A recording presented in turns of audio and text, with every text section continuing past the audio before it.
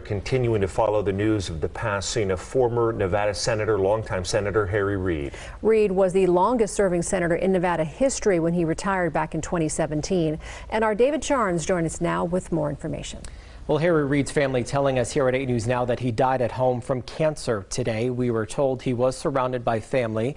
His wife sending us this statement, and it says in part, Harry died peacefully this afternoon, surrounded by our family following a courageous 4-year battle with pancreatic cancer. We are so proud of the legacy he leaves behind, both on the national stage and his beloved Nevada.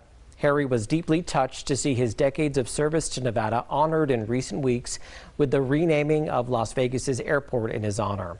Harry Reid was born in Searchlight in 1939. He was the youngest lieutenant governor at just 30. Then he went on to serve on the Nevada Gaming Commission, then as a U.S. rep, and then senator, eventually becoming the most powerful man in the U.S. Senate. This was part of his final speech as he bowed out in 2017. During my 34 years in Congress, I've seen the country change. I've seen Nevada change. The changes in the country and Nevada have been for the better. Harry Reid is our state's longest serving senator with 5 decades of service. Of course, the airport just named in his honor fittingly a place so many first step foot in a state that he simply treasured so much. Former President Barack Obama says Reid's wife had asked those close to him to send him a letter these past few days, and I'm going to read part of this here. The former president writes, "Enjoy your family and know that you are loved by a lot of people, including me.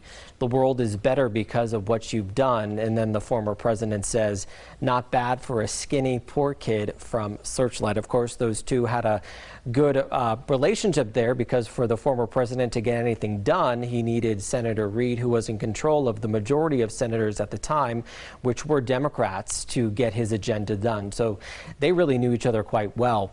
And it was Harry Reid who got the ball rolling to learn more about UFOs. An interesting tidbit there. In 2007, he was the one that started pressuring the Pentagon to study them as possible real things.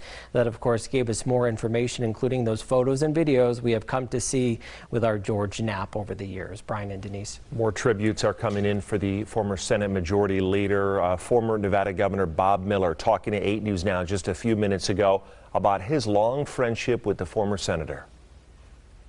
It's a sad day for all of us in Nevada. I mean, Harry has been the most incredible leader probably in the history of the state. It's difficult to think of anybody else that's had a more significant role on a national level and translated that to things that were beneficial to Nevada than Harry Reid. He was one of a kind, and you can't replace somebody as gifted as he was. Miller says he was motivated to run for Senate by the Democratic leader after he maxed his term as governor. Now we'll have much more on the impact Reid had in Nevada and the country, and so many more tributes coming up tonight on 8 News Now at 11.